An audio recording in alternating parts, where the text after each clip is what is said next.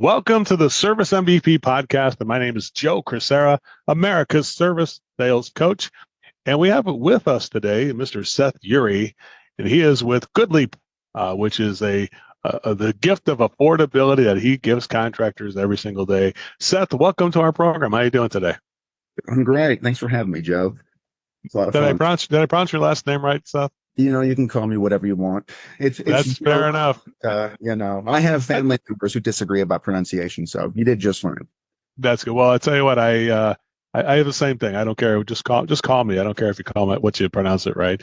Seth, let's go over a little bit about you work at Goodleap and you're one of the top representatives. And I have my own connections there, but definitely your name just keeps popping up all over the place. Sounds like you're really digging to make connections with contractors across the country. How's it been going for you? How's your career been working with Goodleap? How are you enjoying your job? And telling me some of the rewarding things that you get out of this job, Seth. Yeah.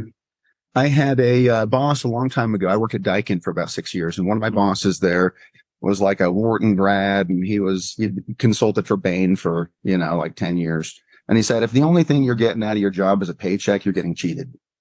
And I've really taken that to heart, and I've lived that way. And so, Goodleap has helped me in the sense that I get a lot more than a paycheck, right? Like I get the responsibility to manage people. I get the opportunity to interact with lots of interesting people like you, interact with lots of contractors. So, what's the Emerson quote? Every man is my superior in some way. And in that way I can learn from him. And I just think we have a job where we get to talk to a lot of people, and it's awesome because you talk to people and I'm always surprised at the things I learned when I'm talking to people and just listening to what they have to say. Well, I would say your boss had a lot of wisdom. And so that's a good quote. I had a chill down my spine when you said that. It's amazing. I'm sure listeners are going to have that too. So you knocked it out of the park. A sharp single up the middle on your first few minutes here.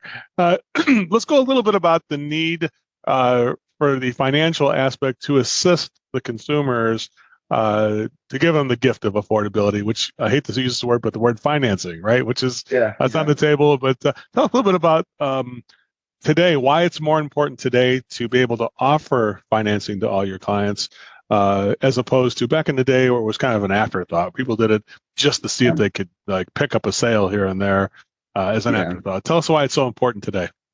I had a contractor who told me that financing is the one F word that contractors don't like using. And but I think it's hilarious. If everybody who's listening to this has experienced what happened over the last 3 to 4 years, which has been one price increase after another. I don't care what industry you're in. Everybody sees prices are up like crazy. Take an example. Let's say HVAC industry. I know you have a lot of HVAC contractors listening to you. 4 years ago, the average price of a base efficiency HVAC system across the country, nationwide average, $7,800. Okay. They're projecting by the end of 2024, that number is going to be over $15,000. So we're talking about nearly doubling in 4 years, right? And we're not even out of the woods yet because we have refrigerant change, regulatory changes coming. There's still stuff coming, right? We're not all the way out of the price increases. And so when you consider that, you think, wait a second, 10 years ago, that ticket was $3,500. 4 years ago, it was $7,800. In the next 9 months, it's going to be $15,000. Well, when you do our program, Seth, here at Service MVP, the average sale, listen to this, is about $28,000 to $32,000. Because the reason is when you work the Daikin or the ductless solutions. When you start saying that's the future of HVAC, it's not just the price increase, but it's the innovation.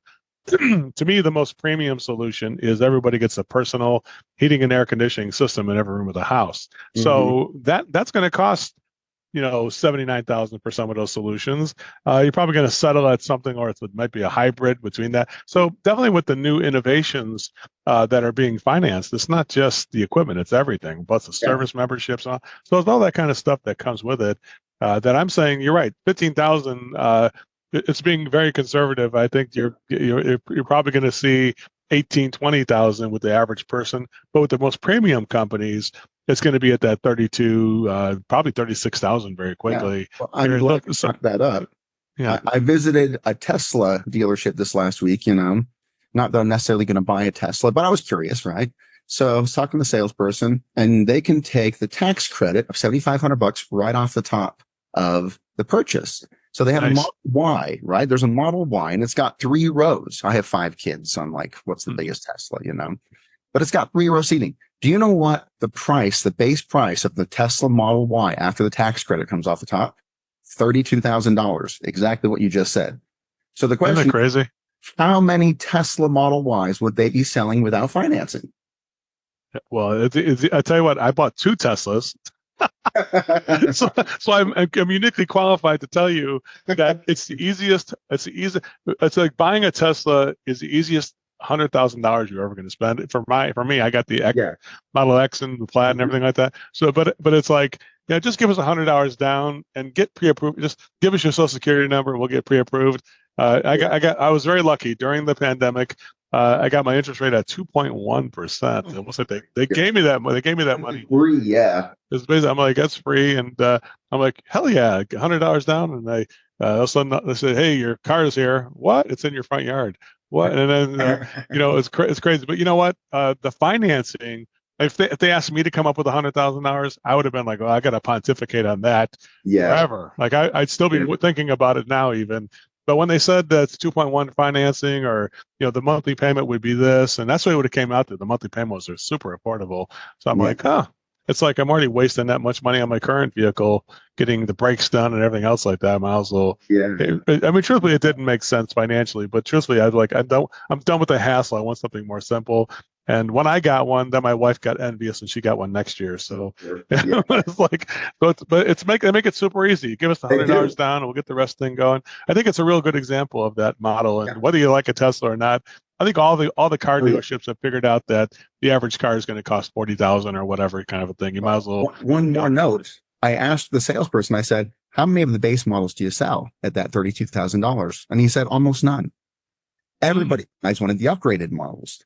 Why do you think that is? Because it ends up being about $15 to $25 more a month when you spread that payment out. I wonder if a homeowner who has an option to buy a fully variable speed system with multi-head with a couple different mini splits on there and a full 5-inch media filter, whole home filtration system, are they more likely to get an upgrade when it's only $15 to $20 more a month? Well, the answer is yes. Yeah. I'll give you the short answer on that. So I think we're on the same page. Man, you're like a brother from another mother. This is like I feel like I'm with somebody I should have known for years, and now I will. So that's great. Seth, let's go over let's pivot if you don't mind. I think I think the gift of affordability says it all. If you're hesitating on this, if you're out there in the field selling things, it shouldn't be something that you throw in when you're scrambling to get the job. Like, oh yeah, how about if we finance it? It's like, no, I'm good. You're going to get that negativity from the client because because they're going to say, if you could have financed it, why didn't you offer that to me to begin with? So the mark of a bad service professional, I feel, is somebody who scrambles to offer that as an afterthought rather than somebody who makes it the primary offer. Let's talk a little bit about that best practice. Number one, putting it in your software. So what are some of the things that you can do to make sure that would you recommend, number one, that it is the primary offer, or you think it should be something we offer as a secondary thing? Let's go ahead and talk about that a little bit. I think if you consider the fact that only 5% of the country has more than $15,000 in savings, and if you consider the fact that only 8% of the country is making over $100,000 a year, and 2/3 of them are living paycheck to paycheck by their own admission. So to me, if I just look at my average homeowner, I should be offering financing every single time, because I'm going to be right 95% of the time. And the people who have the money, guess what? They have no problem telling you they have money. I'm going to pay cash for this. What would it take just to buy? If I wanted to just write a check, what would it take? Well, if I said it was $36,000, what would happen then? Yeah, we'll just do it then. All right. So we get the financing. But if you offer it primarily, I think to me, it shows that the person who's giving the solutions has put thought into this to make it as comfortable for the customer as possible. Is that a good way of putting it, Seth? What do you feel about that? Yeah, I think that's absolutely right. I also think that every person listening to this podcast has had an experience where they rolled into a really nice neighborhood, went to a big home, and the people had no money, and they might not even gotten qualified for financing. And they've also had the opposite experience where they went to a home where they really were kind of wondering if these people could afford it. and the people paid them in $100 bills. So the lesson is stop prejudging your customer. Don't assume that you know who has money and you know who doesn't, or who needs financing and who doesn't. If you just assume everybody needs financing, you're giving them options. They can tell you no. Always leave that financing option.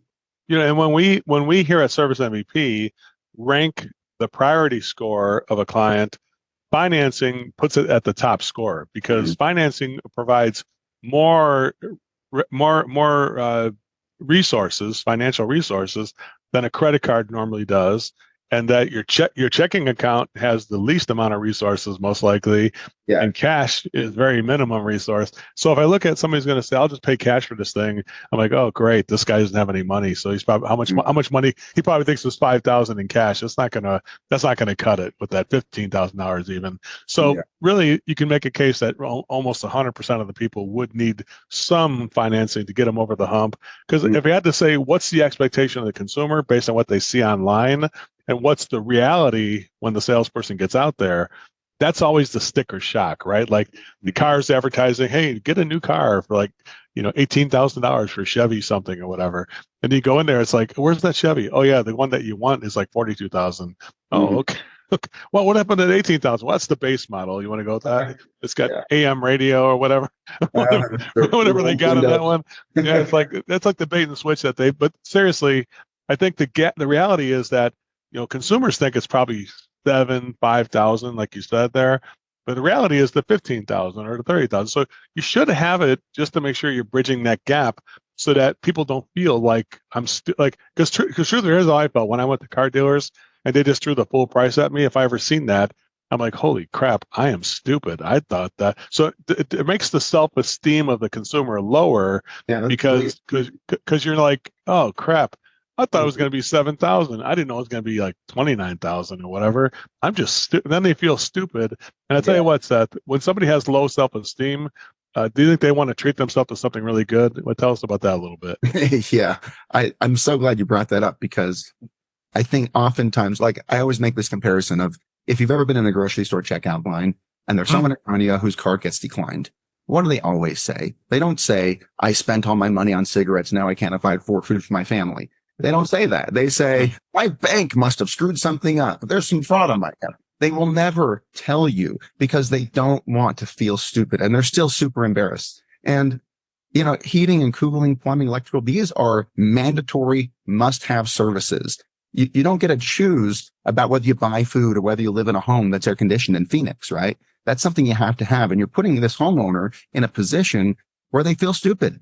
They don't have the money, and they don't want to tell you that. They don't want to admit that. People will very rarely just admit, I don't have the money. But what will happen is they will invent about 1,000 smokescreen objections to cover the fact that they don't have money. And they'll say, I'd like to get more bids. I'd like to talk to my wife. I'd like to do more research. Underneath all of it is, I don't have the money. And if you can solve the money problem up front, and I'll tell you a really fast, easy way to do this, right? This is a great sales best practice is, hey, Mr. Smith, I've given you a lot to think about. In 3 minutes, we can get a free sneak peek into which programs you qualify for. It's not going to touch your credit. It'll probably make it easier to make a decision. Want to go and do that really quickly? With Goodleap, it's a soft pull. Let's just try to get a little quick commitment to the payment program that'll make it affordable before you even show them the price. Exactly. I'm just looking, and here's the numbers. We pulled the numbers on this, right? If a person applies for financing and gets approved, 81% of them move forward with the project.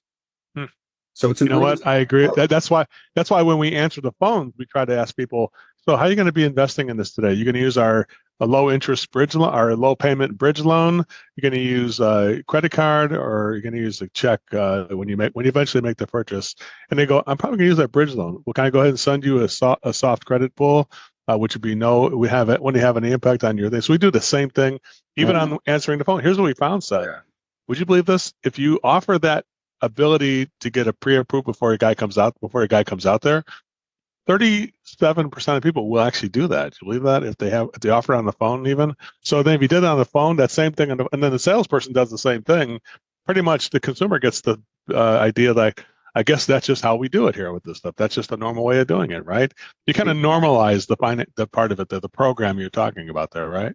Yeah, yeah. You have to give people permission to take out financing because they might have these preconceived notions in their mind about how that's irresponsible or they should just be paying for this. Or if you can't afford it, you shouldn't buy it. But the reality is they can't afford it.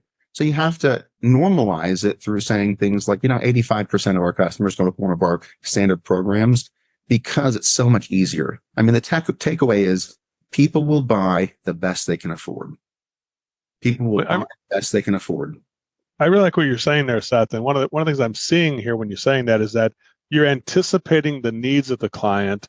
Number one, to be able to find the resources financially for them. But number two, you're preparing them for the fact that there will be a monthly payment or it will be a program where we're going to give you that money and give you the job. Make sense? So I think a lot of people are like, oh, I'm gonna have to go to my, we can't do this project. It's going to cost us too much money. And truthfully, I can't tell you this, Seth.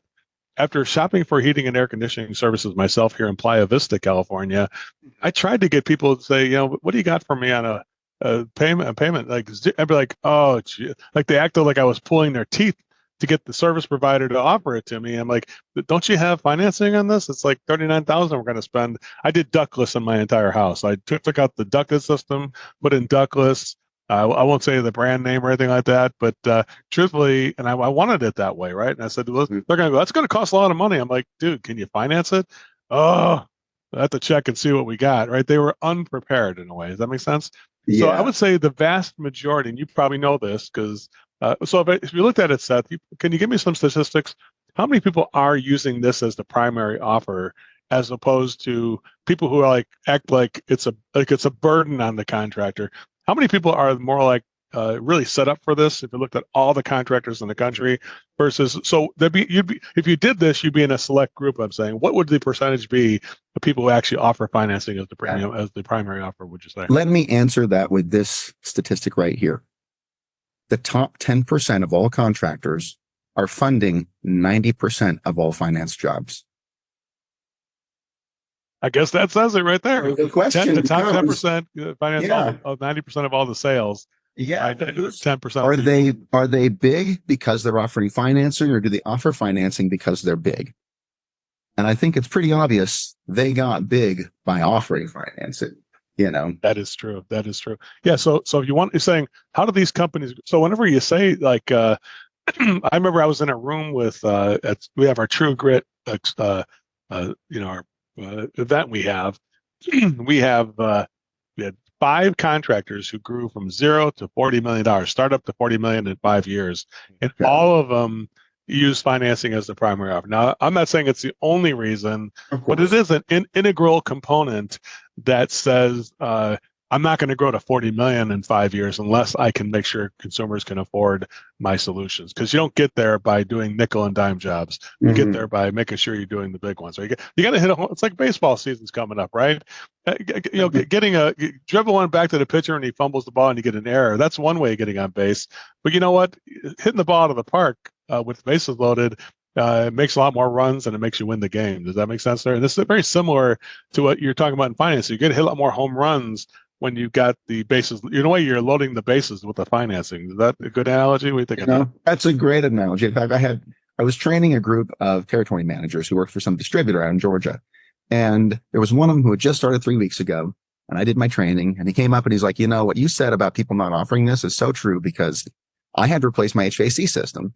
And I had to call 3 different contractors before one of them finally offered me financing. And I said yes, because I couldn't afford it. So to extend the analogy, it's almost like, look, if you're not offering financing, you're always on deck, but you're never actually up plate, because people cannot buy if they don't have the money. You're never going to take a full swing at the ball as it comes to you if they cannot even afford it, right? So in order to get even up to the plate where they can even make a buying decision and say yes, you have to give them the money so they can say yes. Yeah, exactly. I think probably, 15% would have $30,000, or maybe even less. Probably 5% would have $30,000 in their account, but 100% would have $297 in their account or whatever. Does that make sense? Like, because you can make the case. You could say, you're wasting money on utilities, you're wasting money on repairs, you're wasting money on the price increase that's happening. Those are so you balance out the wasted money there. It used to be like, how can we show finance? How can we show that this system will pay for itself? Well, it's hard to say that $30,000 is never going to pay for it, but it's easy to say you're wasting $297 a month on utilities, on repairs, on the price increase. You take those three things only. You can say that easily could stretch it out to say, hey, within 10 years, you're going to get all your money back on this system in a way. Does that make sense, sir? Yeah. I mean, you're balancing the value that they're getting out of it against the price. And so I always ask, hey, if you put a really high efficient, like your system, right? You got $30,000 system in there with all kinds of mini split systems. When do you recognize the return on that investment? Oh, every month for the next 15 years. So if I'm trying to create value so they're willing to pay it, isn't it so much easier to justify the value when I match the payment against the return on that investment on a monthly basis for the next 15 years? Why not tie those two things together rather than saying, give me $30,000 right now and I will slowly pay you back for the next 15 years? That's crazy.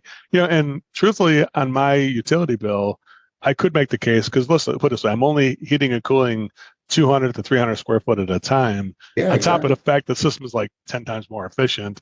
Yeah. And so we are down to about $98 a month on that utility bill when we used to be at $475 a month or something like that. I mean, in California, that is unbelievable. It really is. So that's crazy. So it's like I'm literally paying. It literally pays for it. So I did not use the bridge loan because nobody had it at that time. I just bought it out of my pocket. Now I'm thinking about it. I'm like, that was stupid. I should have waited till I found somebody who did that. But nonetheless, let's go on to the other part of it there, Seth, about the interest rate. So the different programs that are available. That's what you guys call them there. Tell us a little bit about the programs, and let's talk about the value. There's so much to choose from. Sometimes the salespeople, I think that's one of the reasons people are stopped because they're not sure what's better. Is it I hear people do delayed payments for 12 months, same as cash, or 6 months, same as cash, the monthly payment with a low interest, 0% interest for 3 years, or a 15-year 8.9 or something. Let's go over some of the best practices of which we should choose. I got my own ideas, but go ahead and tell us. You go. Yeah. It's your podcast. You tell us first. What do you think? I will tell you my opinion about what you should do, and then I have a few opinions about what you don't do, right? So what you should do is you select really two loans because you have two kinds of buyers. You have a monthly payment buyer and you have a cash buyer. Your cash buyer is probably 25% of your people. A cash buyer loves nothing more than interest-free money, right? 0% for 12 months is a super popular loan because guess what? Anything that's going to happen in their life is going to happen in the next 12 months. After that, it's just a repeat. I don't need to give you 24 months. You're going to get a bonus or a tax return or something like that in the next 12 months. If you're a cash buyer, you can pay it off in 12 months. So I don't need to pay for all this additional no interest time. That's really just good money after bad. If I give you 12 months, you're going to be satisfied with that. If you're not a monthly payment buyer, what you're looking for is the lowest possible monthly payment. You're thinking, here's my budget. I make this much. I spend this much. I have this much left over at the end. If you can tell me a payment that fits into that amount, I'm going to say yes. And so the most popular loans for a monthly payment buyer are a 15-year loan. And there's really two loans that are the most popular. I'll tell you why. 15 years at 12.99% is free. There is no dealer fee on it. Costs less than a credit card, right? So if you did nothing more than start converting all of your credit card usage over to a 15-year 12.99, you would save tens of thousands of dollars in credit card fees, and you would have more approvals. So that's the first part. The second part is a 15-year 9.99 is also a super popular loan. Now it does have a fee. It's got a 7.25% fee, but it's so popular because even if I'm somebody with an 800 credit score, 9.99 on an unsecured personal loan today with today's interest rates, that is not bad. I'm just about ready to faint when I hear that. I would have went with that one in a heartbeat. I didn't even, oh my gosh. Because seriously, when you think about how low that brings the monthly payment down, it is crazy. And 9.9 is certainly, 1%. It's certainly, I wouldn't say, let's put it this way, guys. You're saying would you say 7.25% is the dealer fee? Yes. No, let's put it this way. It's really not 7.25%. I'm going to make a little bit of a case for you. I'm going to give you a little bit of a help on this one because you've already got 3% for credit cards built into everything you do. Exactly. You're really looking at 4.25% more just to offer this to clients. Just all you have to do is build that into your margins overall, over all the financing you do. I mean, seriously, it's a no-brainer. This to me brings this down to where there's zero reasons.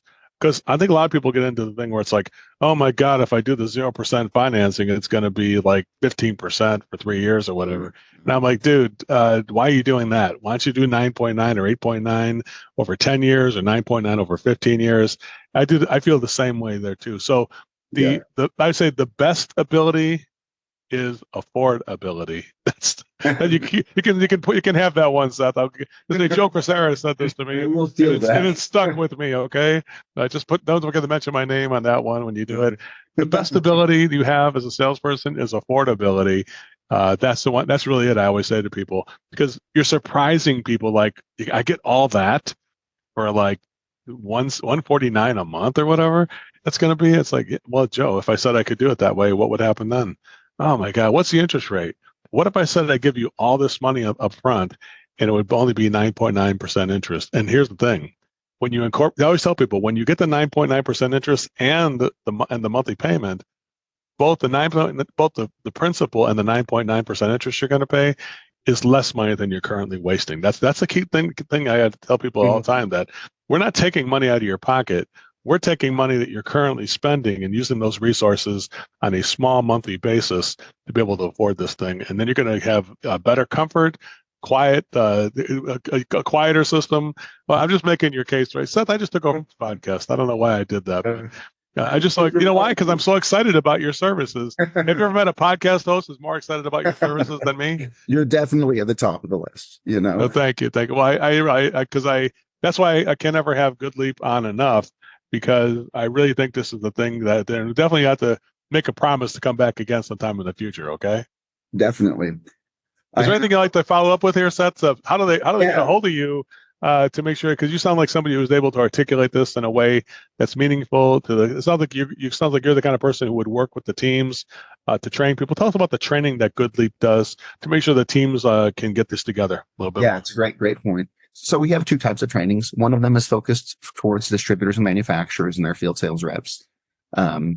In helping them understand financing, because a lot of these manufacturers and distributors have specialized programs. And if you're a contractor and you're listening to this and you're not aware if you have any specialized programs, it's definitely worth asking your rep, your TM, hey, do we have any financing buy downs? Do you guys have any financing programs? Because they're so underutilized and it's a lot of free money just sitting on the table that a lot of contractors are just leaving on the table. They don't pick it up.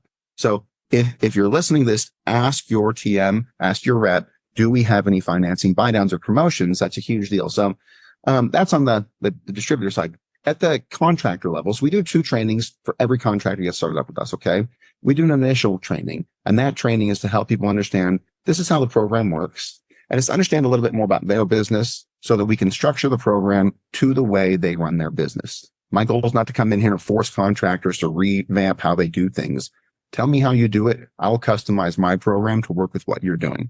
So that's step 1, understanding your business, explaining how this works. And then we have an enrollment process. It takes about 2 weeks. On the back end of the enrollment process, we do a full training for all of the field sales reps, whether that's comfort advisors or selling techs or selling plumbers or whoever it is. We'll do a full training. And that can look anything from a Zoom, where we Zoom if you have, let's say, a handful of people, or if you've got a whole room that gets together, we could fly out and come in and do an on-site training where we train everybody and show them how they do it. Because as you know, it's got to be easy and people have to understand how to do it. If it's not easy and they're not confident, they will never do it. So we just have to keep it extremely simple and make it easy to use, right? So those are really the 2 trainings that we do, in addition to a back office training for an admin or the finance, the accounting people to help them get their money. Mm-hmm. Well, you have the same problem that we have at Service MVP is, to have these great services, there's one thing. Getting people to use them is another thing, right? Yes. People use them. That's the thing about it. And I just get one final thing, guys. If you're out there in this right now thinking about it like, man, I'm not going to add 4% to my sales price. It's already too high. And things like, I'm going to put it this way, guys. The way I would say is this: that when you're thinking that way, you're thinking in a scarcity mindset. You got to say that I cannot. How can I offer these premium solutions that everybody would love to have? And let's put it this way: your installation team, it takes the same amount of energy to put a premium box as it does an economy box. So if they're doing the same effort, why not give people the chance to get the economy box? Because there's 0% chance they're going to get that unless you offer the financing or the bridge loan, we call it, or the program that Seth has in there. And I think one other point is that you're pre-selecting stuff for your team, like that 9.9, 15%, or maybe the 8.9, 10%, 10-year loan, or that 15-year loan, it was 9.9. I love that loan like that. How important is it that the company kind of pre-selects some of these things to narrow it down for the salesperson so not too much to choose from? What do you think on that? I tell almost everybody, you don't need more than 3 or 4 loans max. You don't, I mean, we have 80 loans on our rate sheet. It's so confusing to people. You need 3 loans, right? You probably need a 12-month no interest, which only has about a 5.5% fee. You need a long-term loan, like a 15-year loan, like a 9.99. And then you probably want like a 5-year loan for your repairs, because you can finance anything over $1,000. So if I'm financing, let's say, a coil replacement at $2,000, maybe I'm not going to finance that for 15 years, but I put them on a 5-year note and I'm still only looking at $70 a month or so. So you need 3 loans. That's really all it comes down to. So a couple loans for the big purchases and a smaller loan for a shorter term loan for the repair purchases. You know what? That's exactly what I teach. I teach people. I mean, I didn't know how aligned you guys were with us, because I think the same thing. I think we got to have some stuff for like some delayed payment stuff you could have, as well as the 5-year loan, and then you go to the 10 and 15-year, and you got it there. I think that's a great way of going. And this way, everybody in the team can anticipate, because you can start getting into like that evaporator coil repair. It's not just that. You got the refrigerant, you got the dryers, you got to seal the ductwork. All that stuff's going to be like, $5,500 or $7,000 for all that stuff. I mean, again, people are going to be shocked when you go to them like, hey, right now we have a fracture in your refrigerant system. It's going to be $7,500. Oh my gosh, forget it. I'm going to call somebody else. So if you don't have it that way, the next thing that's going to come out of a consumer's mouth is, I got to shop around. Yeah. If you do it the way you're saying it, it's going to be like, yeah, it's $92 a month for all that. Oh, okay. Yeah. Let's go ahead and get it done. So it's like, it's just like that. Seth, how can people get a hold of you specifically? Yeah. They always say a good podcast starts on time, which I think this one did. But we got to make sure it kind of ends. A great one. On time. Yeah. You can shoot me an email. So my email is Sure. So just SURE, my first initial and then my last name, Sure at Goodleap, GOODLEAP.com. So Sure at Goodleap. That's a really good one. I love it. SURE at Goodleap.com. That's a way to get a hold of Seth.